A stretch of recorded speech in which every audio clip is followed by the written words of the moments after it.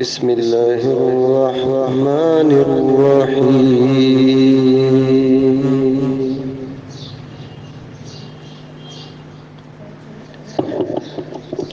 إياك نعبد وإياك نستعين. اهدنا الصراط المستقيم صراط الذين أنعمت عليهم غير المغضوب عليهم ولا الضالين.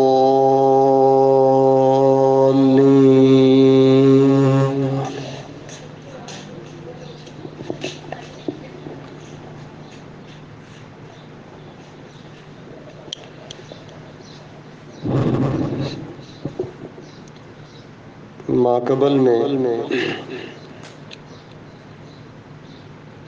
سورہ فاتحہ کی 3 آیات کا ترجمہ اور تشریح پڑھی گئی تھی، اور ایاک نعبد سے لے کر آخر تک مولانا نے آپ کو پڑھا دیا تھا۔ میں ایک مرتبہ پھر اس سبق کو دہرا دیتا ہوں تاکہ سبق پکا ہو جائے۔ پہلے لفظی ترجمہ دیکھیں اور اس کے بعد محاورہ ترجمہ دیکھیں اور اس کے بعد تشریح کی جائے گی۔ ایاک،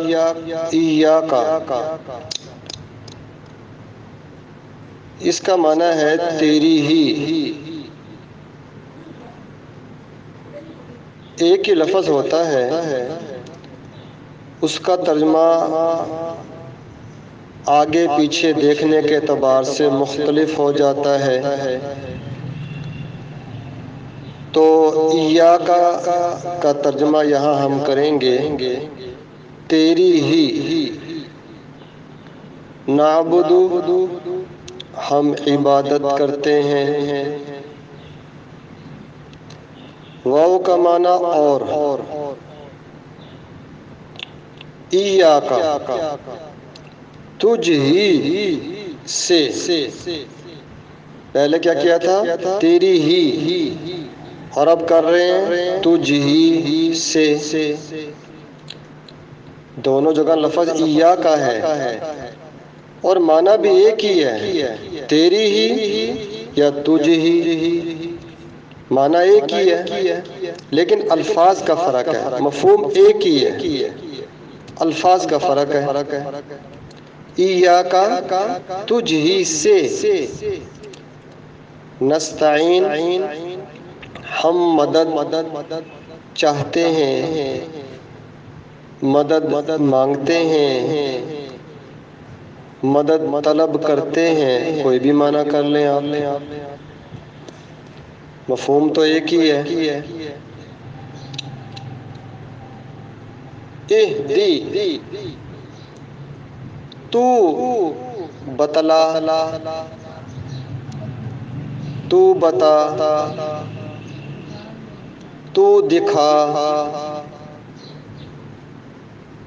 تو رہنمائی کر۔ یہ مختلف ترجمے میں نے کیے ہیں، مفہوم ایک ہی ہے۔ نہ ہم کو، نہ ہم کو، صراط راستہ، مستقیم سیدھا،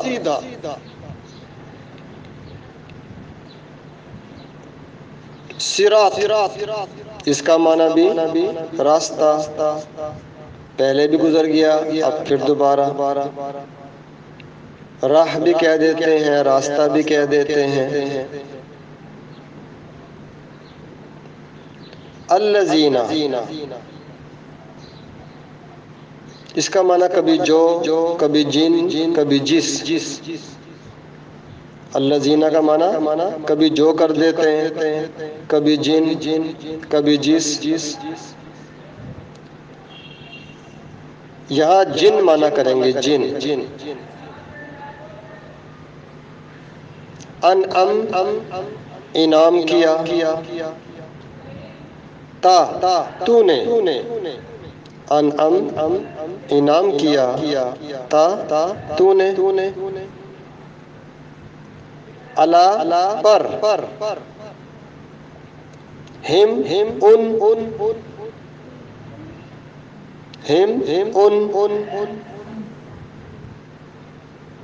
تو علیہم ان پر۔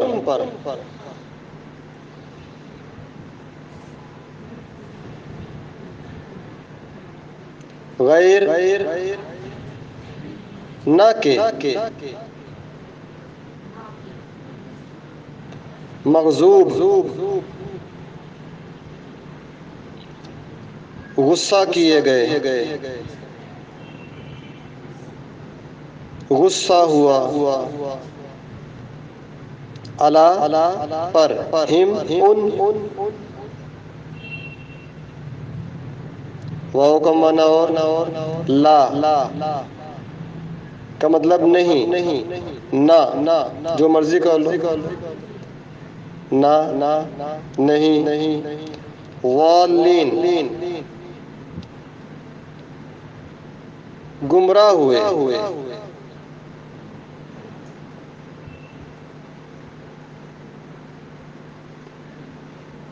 یہ تھا لفظی ترجمہ۔ اب دیکھیے با محاورہ، ایاک نعبد، تیری ہی ہم عبادت کرتے ہیں، وَإِيَّاكَ نَسْتَعِينُ، اور تجھ ہی سے ہم مدد مانگتے ہیں، مدد چاہتے ہیں، جو مرضی معنی کر لیں، اور تجھ ہی سے ہم مدد چاہتے ہیں۔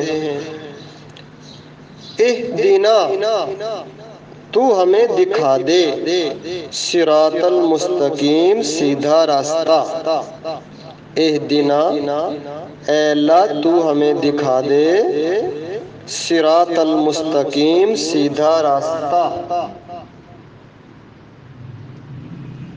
اہدنا الصراط المستقیم، اے اللہ تو ہمیں سیدھا راستہ دکھا دے، سیدھا راستہ بتا دے۔ تیرا غصہ ہوا،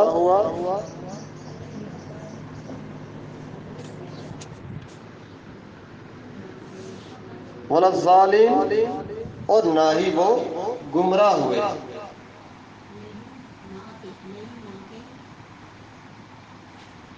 اور نہ ہی وہ گمراہ ہوئے۔ اب یہ تھا با محاورہ ترجمہ۔ اب آپ نے ذرا سمجھنا ہے، چونکہ لفظی ترجمے سے، با محاورہ ترجمے سے صحیح مفہوم سمجھ میں نہیں آتا جب تک کہ تشریح نہ کی جائے۔ ایاک نعبد، تیری ہی ہم عبادت کرتے ہیں۔ اچھا، آپ نے ایک بات کو سمجھنا ہے، اسے کہتے ہیں ٹیکنیکل پوائنٹ، ہمارے یہاں انگلش میں کہتے ہیں ٹیکنیکل پوائنٹ۔ یہاں پر ہے اہم نقطہ۔ دیکھیں، اصل ہونا چاہیے تھا نعبد ایاک، نعبد عربی گرامر ہے نا، عربی گرامر کے مطابق کلام اس طرح ہونا چاہیے تھا، نعبد ایاک ونستعین ایاک۔ پہلے فعل ہوتا ہے، پھر فاعل ہوتا ہے، پھر مفعول ہوتا ہے۔ تو اصل تو کلام یوں ہونا چاہیے تھا، نعبد ایاک ونستعین ایاک۔ جبکہ اللہ تعالیٰ نے کیا فرمایا؟ ایاک نعبد و ایاک نستعین۔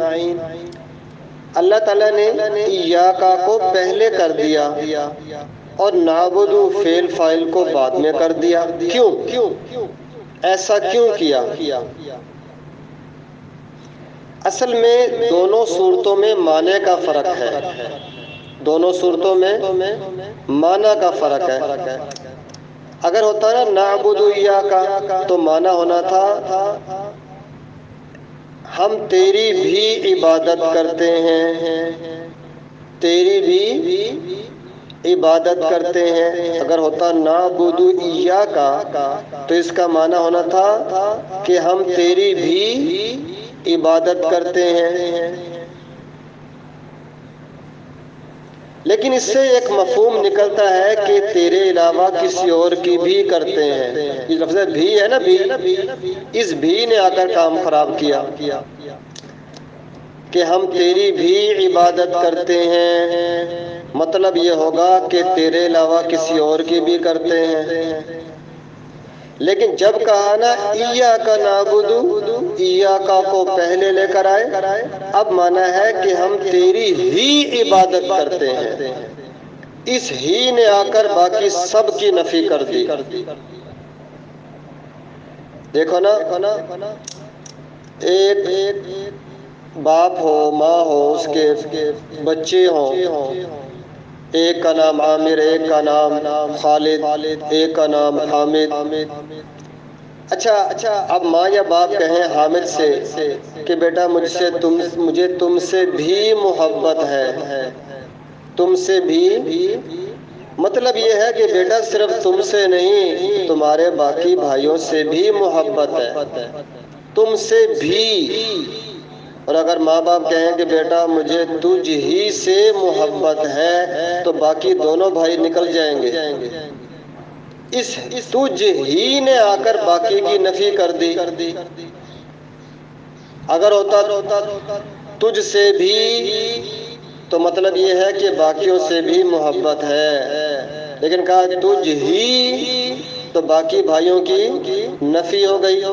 تو یہاں پر بھی ایسا ہی ہے.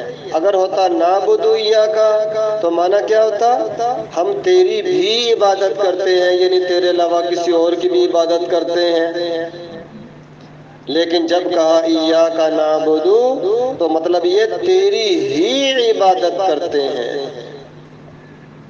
عبادت صرف اللہ کے لیے ہے. نماز ہے، روزہ ہے، حج ہے، زکوٰۃ ہے، تلاوت ہے، ذکر ہے، پڑھنا پڑھانا ہے، یہ سب کے سب اللہ تیری ہی عبادت کرتے ہیں. اس سے باقی سب کی نفی ہو گئی. اللہ تیرے علاوہ کوئی ہمارا معبود نہیں، مسجود نہیں، تو ہی اکیلا ہے، ہم تجھ ہی تیری ہی عبادت کرتے ہیں. باقی تمام کی نفی ہو گئی. اسی طرح آگے بھی ہے. اگر ہوتا نستعین ایاکا تو معنی ہوتا کہ ہم تجھ سے بھی مدد مانگتے ہیں، تجھ سے بھی مدد مانگتے ہیں. مطلب یہ کہ تیرے علاوہ کسی اور سے بھی مدد مانگتے ہیں. کوئی اور بھی ہمارا بگڑیاں بنانے والا مشکل کشا ہے. لیکن جب کہا نا ایاکا نستعین، ایاکا کو پہلے لے کر آئے تو معنی یہ ہو گیا اور اللہ ہم تجھ ہی سے مدد چاہتے ہیں. باقی سب کی نفی ہو گئی. باقی سب کی نفی ہو گئی. کتنا عمدہ کلام ہے. اللہ تعالیٰ مجھے اور آپ کو کہلوا رہے ہیں کہ اقرار کرو کہ ہمارا معبود بھی تو ہے اور مسجود بھی تو ہے اور ہمارا مشکل کشا بھی تو ہی ہے. دیکھ لو، ہر نماز کے وقت جو لوگ عربی کلام جانتے ہیں وہ اس کلام کی عمدگی کو بھی جانتے ہیں، اللہ کی کلام کی طاقت کو بھی جانتے ہیں کہ اللہ ایاکا کو اللہ نے مقدم کیوں کیا، تاکہ باقی سب کی نفی ہو جائے. ایاکا نعبدو، تیری ہی ہم عبادت کرتے ہیں، وَإِيَّاكَ نَسْتَعِينُ، اور تجھ ہی سے ہم مدد چاہتے ہیں. جی ہاں. عبادت کسے کہتے ہیں؟ عبادت کہتے ہیں انتہائی درجے کی عاجزی کو انتہائی عظمت والی ذات کے سامنے پیش کرنا، انتہائی درجے کی عاجزی کو، ذلت کو انتہائی عظیم ذات کے سامنے پیش کرنا۔ ہم عاجزی ہیں، عاجز ہیں، ہم اپنا ماتھا وہاں رکھتے ہیں جہاں پاؤں آتے ہیں، زمین پر ہم ماتھا رکھ کر عاجزی کا اظہار کرتے ہیں۔ اللہ ہمارا معبود مسجود تو ہے، ماتھا اگر جھکے گا تو صرف تیرے آگے جھکے گا۔ تو ایاک نعبد، تیری ہی ہم عبادت کرتے ہیں، بندگی کرتے ہیں۔ وَإِيَّاكَ نَسْتَعِينُ، اور تجھ ہی سے ہم مدد چاہتے ہیں۔ اچھا یہاں پر ایک بات سمجھیں آپ، مدد چاہنے کا کیا مطلب ہے؟ دیکھو، ایک ہوتی ہے مدد چاہنا، استعانت مادی اسباب کے تحت۔ مادہ کسے کہتے ہیں؟ جو نظر آ رہا ہے نا ہمیں، یہ مادہ ہے۔ باپ نے کہا بیٹے سے، بیٹا مجھے پانی پلاؤ، تو پانی بھی موجود ہے، گلاس بھی، یہ مادہ ہے۔ اسی مادی اسباب پر ساری دنیا چل رہی ہے، ساری۔ دیکھیں نا، اگر ہم نے روٹی کھائی ہے نا، تو روٹی کا آٹا کہاں سے آیا؟ دکان سے۔ اچھا، اب وہ آٹا کہاں سے لے کر آیا؟ چکی سے۔ چکی والے کے پاس گندم کہاں سے آئی؟ وہ کسان لے کر آیا۔ کسان نے کیا کیا؟ اس نے بیج کو بویا۔ اب دیکھو، ہمارے سامنے ایک روٹی ہے نا، لیکن روٹی کے آنے میں سینکڑوں افراد کام کر رہے ہیں، ورنہ ہم خود اس پیڑے کو، ایک روٹی کو نہیں بنا سکتے تھے۔ اس کے پیچھے سینکڑوں آدمیوں کی محنت ہے۔ اب پھل کو لے لیں، اب پانی کو لے لیں، ایک گلاس پانی ہمارے سامنے آتا ہے تو وہ پیچھے سینکڑوں آدمی اس محکمے میں کام کر رہے ہوتے ہیں۔ تو یہ جائز ہے، جو مدد اسباب کے تحت ہو وہ جائز ہے، جیسا کہ میں نے آپ کو سمجھا دیا۔ سارا نظام دنیا کا اسی پر چل رہا ہے۔ ایک ہی آدمی کو سارے کام کرنے پڑ جائیں، بڑا مسئلہ بن جائے گا کہ وہ خود ہی گندم کو بوئے، خود ہی گندم کو لے کر آئے، خود ہی سبزی کو بوئے، خود ہی سبزی کو لے کر آئے، دالوں کو بوئے، دالیں لے کر آئے، پانی کے لیے خود ہی گڑھا کھودے، خود ہی پانی نکالے۔ ناممکن سی بات تھی۔ تو یہ جائز ہے مدد حاصل کرنا، چونکہ یہ اسباب کے تحت ہے، مادی چیزیں نظر آ رہی ہیں نا، یہ جائز ہے۔ ایک صورت یہ ہے کہ کسی نبی، ولی، کسی عالم، اللہ والے سے دعاؤں کا کہنا کہ آپ دعا کر دیں اللہ میرا یہ کام کر دے، تو یہ بھی کیا ہے؟ استعانت مدد ہے، یہ بھی جائز ہے، یہ بھی جائز ہے۔ آپ کسی بھی نیک آدمی کو کہہ دیتے ہیں دعاؤں کی درخواست ہے، حالانکہ اس نے کس سے مانگنی ہے؟ اللہ سے مانگنی اس نے بھی، یہ بھی جائز ہے۔ کسی سے مدد کے لیے کہنا، دعاؤں کے لیے کہنا، یہ بھی مدد ہی تو ہوتی ہے، لیکن چونکہ اس میں بھی اللہ سے مانگا جاتا ہے تو یہ بھی جائز ہے۔ اور ایک صورت یہ ہوتی ہے کہ کسی اللہ کے نبی یا ولی کا واسطہ دے کر دعا کرنا، یہ بھی جائز ہے۔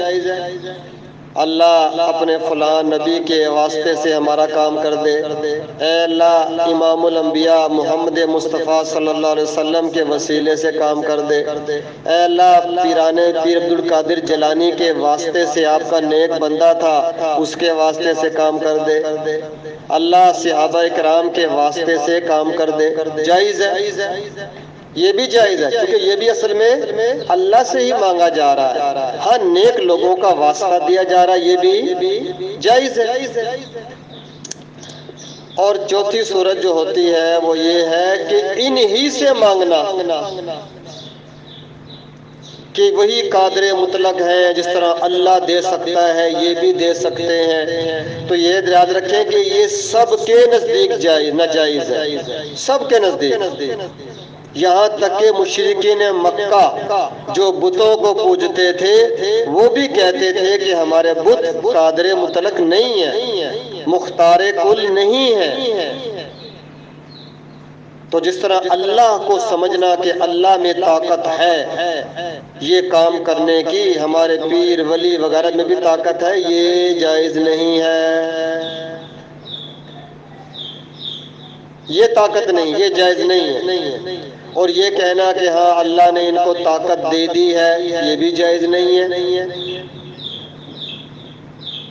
یہ اللہ نے اپنے ہاتھ میں رکھا ہوا ہے۔ ہمارے آقا علیہ السلام نے خود فرمایا وَإِذَا سَأَلْتَ، جب تو نے سوال کرنا ہو فَاسْأَلِ اللَّهِ، اللہ سے سوال کرنا، وَإِذَا اسْتَعَنْتَ، اور اگر تم نے مدد چاہنی ہو فَاسْتَعِنْ بِاللَّهِ، تو صرف اللہ ہی سے مدد طلب کرنا۔ دیکھ لو ہمارے آقا خود فرما رہے ہیں۔ تو جو جائز صورتیں تھیں میں نے بتلا دی ہیں کہ مادی اسباب کے تحت جائز، کسی نیک اللہ والے سے دعاؤں کے لیے کہنا جائز، کسی نیک اللہ والے کا وسیلہ دینا جائز، لیکن ان اللہ کے کسی ولی کو مختار کل سمجھنا اللہ کی طرح کہ جیسے اللہ اولاد دے سکتا ہے، ہمارے فلاں بزرگ پیر بھی دے سکتا ہے، یاد رکھیں یہ کسی کے نزدیک بھی جائز نہیں ہے۔ اچھا اسی طرح اعمال کا واسطہ دینا کہ یا اللہ میں نے یہ نیک عمل کیا، اگر آپ کو پسند ہے تو اس کے واسطے سے ہمارا فلاں کام کر دے، یہ بھی جائز ہے۔ جیسا کہ حدیث میں نہیں آتا کہ 3 آدمی غار میں پھنس گئے تھے، 3 آدمی غار میں پھنس گئے تھے تو انہوں نے اپنے اپنے اعمال کا واسطہ دیا تھا، ایک نے والدین کی خدمت کا واسطہ دیا، ایک نے گناہ سے بچنے کا واسطہ دیا، ایک نے اپنے مزدور سے اچھا سلوک کرنے کا واسطہ دیا، تو اللہ نے چٹان کو ہٹا دیا تھا، یہ جائز ہے۔ تو اعمال کا واسطہ دینا یہ بھی جائز ہے کہ یا اللہ اگر یہ حج میرا آپ نے قبول کر لیا ہے تو اس کے واسطے سے میرا یہ کام کر دے، اللہ اگر روزے آپ کو پسند ہے میرے قبول ہیں ان کے واسطے سے، یہ بھی جائز ہے۔ تو میں آپ کو جائز صورتیں بتلا رہا ہوں، یہ میں آپ سے پوچھ سکتا ہوں۔ نمبر 1 مادی اسباب کے تحت مانگنا یہ بھی جائز ہے۔ نمبر 2 کسی نبی، کسی ولی، نبی تو خیر اب چونکہ آپ آخری نبی تھے، کسی ولی، کسی عالم، کسی اللہ والے سے دعاؤں کا کہنا کہ اللہ تعالیٰ سے ہمارے لیے دعا کر دے، یہ بھی جائز۔ نمبر 3 کسی نیک بندے کا، ولی کا واسطہ دے کر دعا کرنا یہ بھی جائز۔ نمبر 4 اعمال کا واسطہ دینا یہ بھی جائز، کوئی بھی نیک عمل ہے، اللہ اگر آپ کے ہاں قبول ہے تو میرا یہ کام کر دیں، یہ بھی جائز۔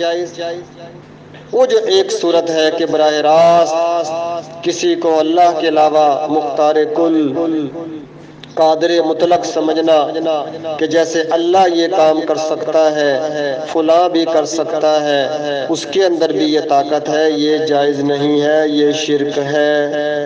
یہ جو ہم کہتے ہیں نا اللہ سے اللہ ہم تجھ ہی سے مدد چاہتے ہیں، یہ وہ چیز ہے جو آخری صورت ہے۔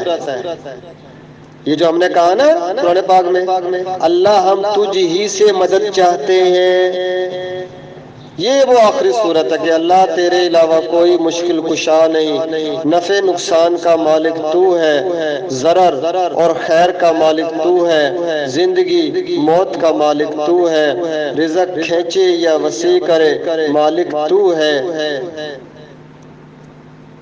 عزت یا ذلت وہ تیرے ہاتھ میں ہے۔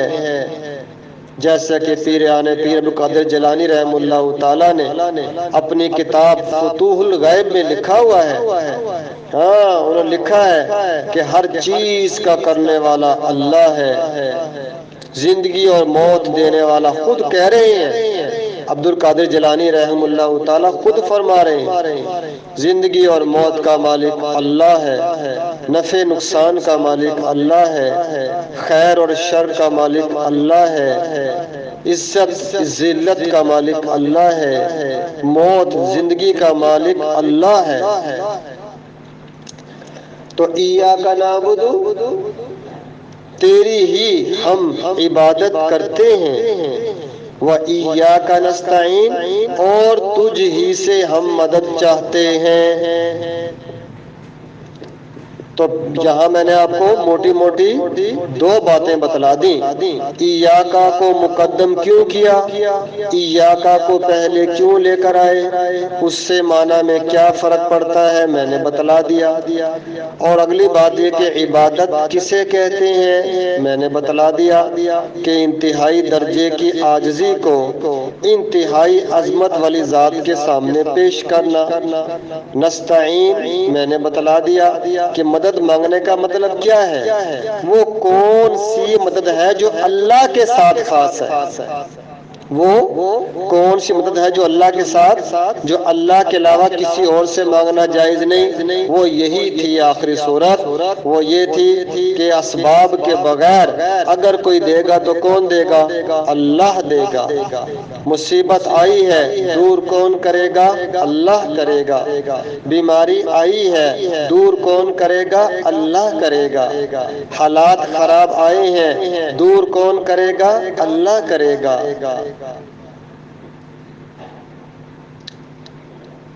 تو میں نے آپ کو استعانت کی چند صورتیں بیان کی۔ اہدنا الصراط المستقیم، اے اللہ تو ہمیں سیدھا راستہ دکھا۔ صراط، صراط، صراط کس سے کہتے ہیں، اس کا معنی کیا ہو گیا، راستہ۔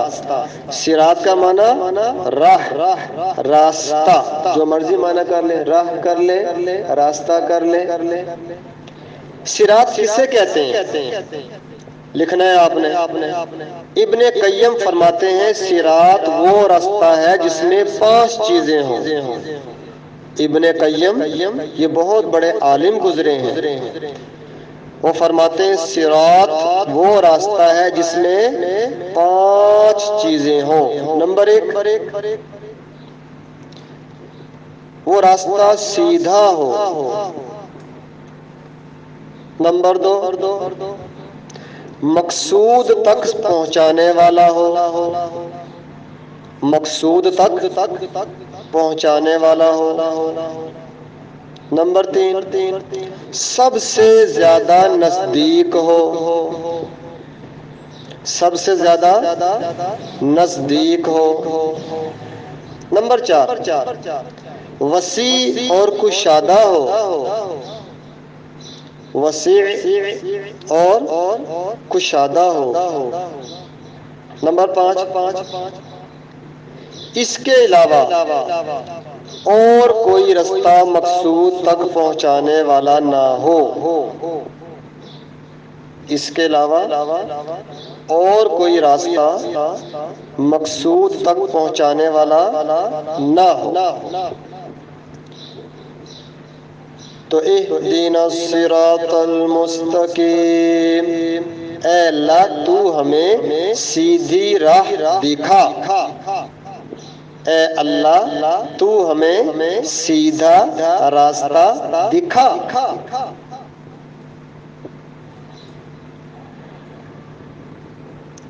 تو میں نے آپ کے سامنے 2 ہی آیتیں ہیں جن کا ترجمہ تشریح کی ہے، چونکہ تقریباً آدھا گھنٹہ بھی ہونے والا ہے، تو چلو ابھی شروع میں ویسے بھی سورہ فاتحہ بہت زیادہ اس میں مضامین ہیں، سورہ فاتحہ بہت وسیع ہے، یاد رکھیں۔ میں تو آپ کو ابھی بھی بہت مختصر کرا رہا ہوں کہ اب نہیں ہے، تو میں ذرا مشکل باتیں کروں گا تو پھر کل کو شاید ایک ہی نظر آئے گی۔ جب دماغ کے اوپر سے باتیں اڑ کر جا رہی ہوں گی تو ہماری بیٹیاں ہیں، بہنیں کہیں گی لو جی یہ تو ہمارے بس سے باہر ہے، تو لہٰذا ہم نے آپ کو بگانا بھی نہیں ہے۔ تو ہم نے تو آپ کو بٹھانا ہے، اس میں شروع میں آپ کو باتیں ہیں بہت آسان کر کے میں کوشش کرتا ہوں کہ آپ کو چند باتیں ہیں، لیکن چونکہ آپ قرآن پاک سیکھنے کے لیے آئی ہیں، اب میں موٹا ترجمہ کروں گا تو یہ بھی آپ کے لیے لائق نہیں ہے۔ اب آپ طالبات ہیں اور قرآن سیکھنا چاہتی ہیں تو تھوڑی تفصیل میں کرتا چلا جاؤں گا تاکہ آپ کو بھی ایک اچھا مزہ آئے کہ دیکھو صرف ہم تو سورہ فاتحہ پڑھ لیتے ہیں اور اس کے اندر اللہ نے اتنا خزانہ چھپایا ہوا ہے، تو لہٰذا مختصر طور پر میں آپ کو نا تفصیل بتلا دیتا ہوں۔ تو ایاک نعبد، تیری ہی ہم عبادت کرتے ہیں، و ایاک نستعین، اور تجھ ہی سے ہم مدد چاہتے ہیں۔ اہدنا الصراط المستقیم، اے اللہ تو ہمیں سیدھا راستہ دکھا۔ تو آج کے سبق میں لفظی ترجمہ با محاورہ آ گیا۔ ایاکا کو مقدم کیوں کیا؟ نعبدو کا معنی کیا ہے؟ عبادت کسے کہتے ہیں؟ استعانت کی کون سی صورتیں جائز کون سی ناجائز ہے؟ صراط کس رستے کو کہتے ہیں؟ تو یہ میں نے آپ کو بتلا دیا ہے۔ اللہ سے دعا ہے اللہ تعالی ہم سب کو عمل کی توفیق عطا فرمائے۔